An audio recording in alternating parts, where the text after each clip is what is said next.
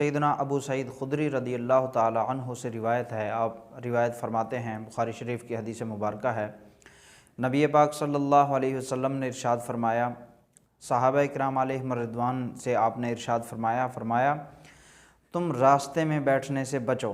تو صحابہ کرام علیہم رضوان نے عرض کی، یا رسول اللہ صلی اللہ علیہ وسلم، ہم آپس میں بیٹھ کر جو مجلس قائم کرتے ہیں اس میں ہم ضروری گفتگو کرتے ہیں جو ہمارے لیے اہم ہوتی ہے، ضروری ہوتی ہے۔ تو نبی پاک علیہ الصلوۃ والسلام نے ارشاد فرمایا تو پھر راستے کا حق بھی دو۔ تو صحابہ کرام علیہم رضوان نے عرض کی، یا رسول اللہ صلی اللہ علیہ وسلم، راستے کا حق کیا ہے؟ آپ علیہ الصلوۃ والسلام نے راستے کے 4 حقوق بیان فرمائے۔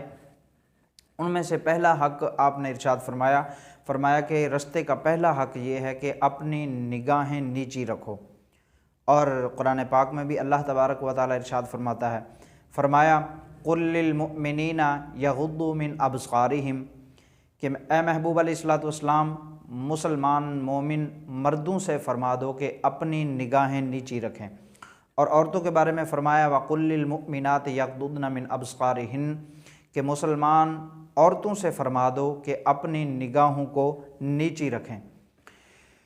تو حضرت سیدنا امام غزالی رحمۃ اللہ تعالی علیہ فرماتے ہیں، فرمایا جس طرح باقی چیزوں کے بارے میں سوال ہوگا اسی طرح فضول نظر کے بارے میں بھی سوال ہوگا، یعنی جو ضرورت ہے اس کے علاوہ کوئی بندہ اپنی نظر کا استعمال کرتا ہے، گناہ کی طرف استعمال کرتا ہے، تو اس کے بارے میں سوال ہوگا، پوچھا جائے گا۔ اور امام غزالی رحمۃ اللہ تعالی علیہ نقل فرماتے ہیں، آپ فرماتے ہیں کہ جس نے اپنی آنکھوں کو حرام سے پر کیا، غیر محرم کی طرف دیکھا، تو اس کی آنکھوں میں آگ بھر دی جائے گی۔ اور حضرت علامہ عبد الرحمن جوزی رحمۃ اللہ تعالی علیہ آپ نقل فرماتے ہیں کہ جو کوئی اپنی نظر کو حرام سے پر کرے گا تو اس کی آنکھ میں آگ کی سلائی پھیر دی جائے گی۔ اور فرماتے ہیں، آپ نے نقل فرمایا کہ غیر محرم عورت کے محاسن کی طرف دیکھنا یہ ابلیس کے زہر میں بجھے ہوئے تیروں میں سے ایک تیر ہے، تو نظر کی حفاظت ضروری ہے۔ تو اللہ تبارک و تعالی ہم سب کو نظر کی حفاظت کرنے کی توفیق عطا فرمائے۔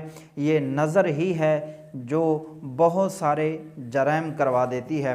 آپ کو ایک مثال دے کر سمجھاتا ہوں کہ کسی بندے نے ایک پھل دیکھا جو بہت ہی خوبصورت لگا ہوا تھا درخت پر، تو اس کی آنکھ نے اس پھل کو دیکھا تو دل نے اس کو پسند کیا۔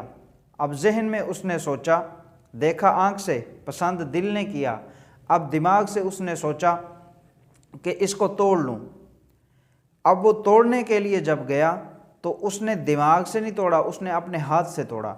اپنے ہاتھ سے توڑنے کے بعد اس نے وہ ہاتھ سے نہیں کھایا بلکہ منہ میں ڈال لیا اور اس کو کھا لیا۔ اب اس کے منہ کے اندر ذائقہ محسوس ہوا اور وہ پھل جو اس نے کھایا تھا وہ پیٹ میں چلا گیا۔ تو بھوک منہ میں نہیں لگتی بلکہ پیٹ میں ہوتی ہے، تو وہ پیٹ میں چلا گیا۔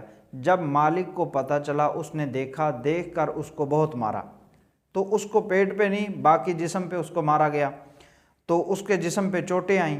اب اس کے جسم پہ چوٹیں آئیں تو اس کی آنکھوں سے آنسو نکل آئے۔ اب دیکھیں آنسو کہاں سے نکلے؟ آنکھ سے۔ دیکھا آنکھ نے اور پسند دل نے کیا، دماغ نے مشورہ دیا کہ توڑ لو، ہاتھ نے توڑا، منہ نے چبایا، پیٹ کی بھوک ختم ہوئی، اور مار کس کو لگی؟ جسم کو۔ آخر رونا کس کو پڑا؟ آنکھوں کو رونا پڑا۔ تو اس وجہ سے آنکھیں بہت سارے جرائم بھی کروا دیتی ہیں، اور آنکھوں کا صحیح استعمال کریں، نظر کا صحیح استعمال کریں، والدین کی زیارت کریں تاکہ اللہ تبارک و تعالی ہمیں مبرور حج کا ثواب عطا فرمائے۔